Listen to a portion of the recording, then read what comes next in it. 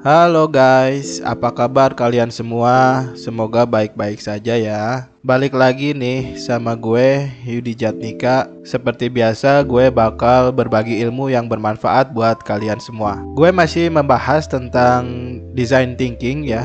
Pada video sebelumnya, gue udah jelasin pengertian dan 5 tahap design thinking, yaitu yang pertama adalah emphasize, yang kedua define, yang ketiga ideate, yang keempat prototype, dan yang kelima test atau uji coba. Pada video ini gue akan mempraktekkan design thinking menggunakan FigJam. Tapi gue bakal fokus hanya pada 3 tahap ini aja, yaitu define, ideate, dan prototype. Kenapa hanya 3 tahap yang bakal gue bahas? Pertama, karena 3 tahap ini perlu dokumentasi yang terpusat dan dikerjakan bersama-sama. Yang kedua, karena tahap setelah user flow di prototype, yaitu wireframe, design system, user interface, dan prototype, adalah pekerjaan desainer atau UI UX yang lebih spesifik ilmunya, dan gue nggak menguasai di bidang itu. Spesifikasi gue lebih ke planning atau rencana awal dan project management aja. Untuk praktek ini gue udah buat skenario sebagai contoh. Karena ini contoh, jadi gue minta maaf sebelumnya kalau contoh dan istilah-istilahnya belum sesuai dengan standar keilmuan yang tepat untuk ini. Jadi sebelum kita mulai, gue akan deskripsiin aktor-aktor dan istilah-istilah yang ada dalam percontohan gue. Jadi ceritanya adalah ada orang atau perusahaan yang butuh aplikasi survei untuk kebutuhan riset penelitian mereka. Dan aplikasi gue ini akan memfasilitasi peneliti dan responden untuk mengisi survei yang diperlukan. Kita ambil aja nama aplikasinya adalah aplikasi survei. Jadi aktor dan istilah-istilahnya yang akan dipakai diantaranya adalah peneliti, yaitu orang atau perusahaan yang membutuhkan hasil survei. Peneliti ini akan membuat survei, memilih responden, dan menerima laporan surveinya.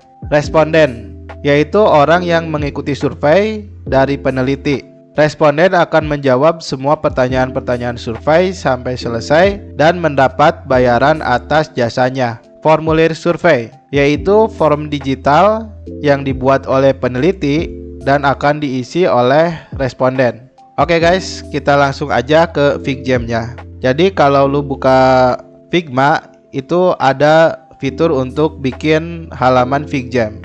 Nah, kurang lebih tampilannya seperti ini.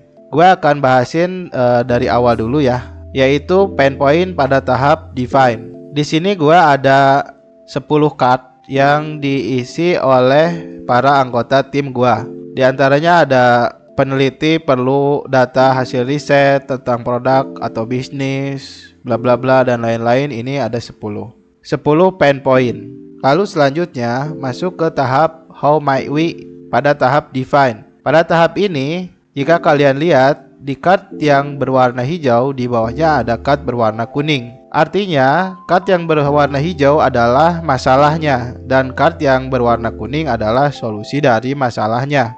Semua tim berhak memberikan isian jawabannya. Jadi jawabannya tidak cuma satu, tapi bisa banyak. Yang paling penting mereka disusun berpasang-pasangan. Kalau misalnya ada jawaban dari tim lain, bisa dimasukkan di bawahnya seperti ini misalnya. Lalu warnanya juga kita sesuaikan ya. Di sini warna permasalahan berwarna hijau dan warna solusi berwarna kuning. Jadi yang kuning ini adalah solusinya. Misalnya apa? Bla bla bla. Semakin banyak inputan dari tim ya semakin bagus. Bisa terus aja dilebarin ya si kotaknya agar bisa masuk semua solusi dari semua tim berdasarkan pada masalah yang di kotak warna hijau. Ini adalah tahapan how might we. Setelah tahapan how might we, kita akan berpindah pada tahapan solution idea. Solution idea ini ada pada tahap ideate pada design thinking ya. Pada tahapan solution idea, semua card yang berwarna kuning dipindahkan ke dalam satu kotak. Tapi jika lu perhatiin di sini, ada 10 card berwarna hijau dan ada 10 card berwarna kuning. Tapi pada solution idea ini ada penambahan. Artinya adalah ada pengembangan ide-ide solusi di luar daripada hanya menjawab solusi atas suatu permasalahan.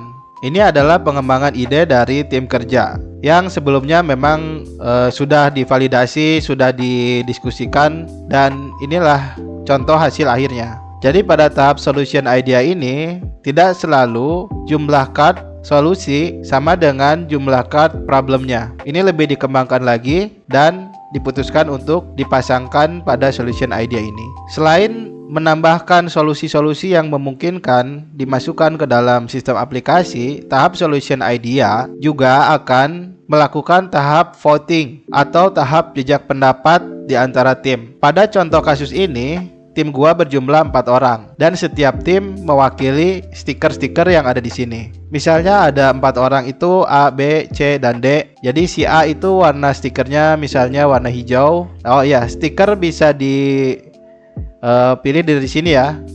Kita bisa pilih satu stiker lalu di stem seperti ini. Oh sorry, ini bukan stiker tapi ini stem ya. Ya bisa juga stiker atau stem, sama aja. Yang penting adalah menandai atau memberikan ciri pada setiap card yang ada. Apabila satu card sudah di stem oleh 4 orang anggota, artinya ini memang sangat diperlukan. Dan semua anggota setuju bahwa ini akan dikerjakan pada aplikasi survei ini. Namun jika dilihat di sini ada juga yang tidak semua memberikan stemnya. Misalnya di stiker yang ini hanya ada 3 stem ya. Di sini hanya ada 2 stem dan di sini cuma ada 1 stem. Jika stemnya kurang, artinya tidak semua anggota tim setuju dengan solusi yang dicantumkan di sini. Ini akan berpengaruh pada prioritizing idea di tahap selanjutnya ya.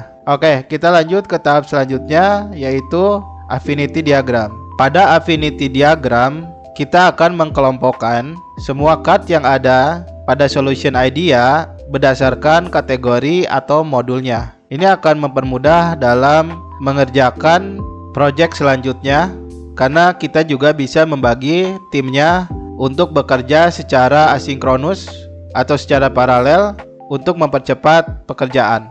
Misalnya di sini ada card yang berisi tulisan peneliti dapat login di aplikasi survei dan responden dapat login di aplikasi survei. Ini kita kelompokkan menjadi modul login dan register. Lalu card-card lain kita pilih dan seleksi untuk dimasukkan ke dalam modul manage survei. Lalu juga ada modul profile, modul billing dan invoice, modul my wallet dan lain-lainnya ya. Lalu selanjutnya juga ada tahap prioritize idea. Apabila kita lihat pada tahap solution idea, ini ada card yang di stem semua, ada card yang tidak. Semakin kecil stem yang diberikan pada suatu card, ini akan mempengaruhi prioritasnya. Sebagaimana kita lihat di prioritizing idea, itu ada 4 kotak besar. Yang kotak pertama itu do it now. Do it now ini adalah card-card yang diberi full stem oleh semua anggota tim. Ada juga yang do next. Pada do next ini adalah card-card yang tidak memiliki stem yang full dari semua anggota tim, tapi setidaknya adalah yang paling tinggi di antara yang lainnya. Misalnya pada do it now itu setiap card berisi 4 stem dari 4 anggota, sementara do next ini hanya 3 stem, dan do later 2 stem, dan do last itu hanya 1 stem. Intinya semakin banyak stem akan semakin prioritas, dan semakin kurang stem akan semakin berkurang prioritasnya. Bisa masuk ke do next, bisa masuk ke do later, atau bisa masuk ke do last. Do last ini priority paling kecil, do it now ini adalah priority paling besar. Do next dan do later ini kita bisa diskusi antara tim mana card yang masuk ke do next atau mana card yang masuk ke do later sesuai dengan kesepakatan tim kerja kita ya.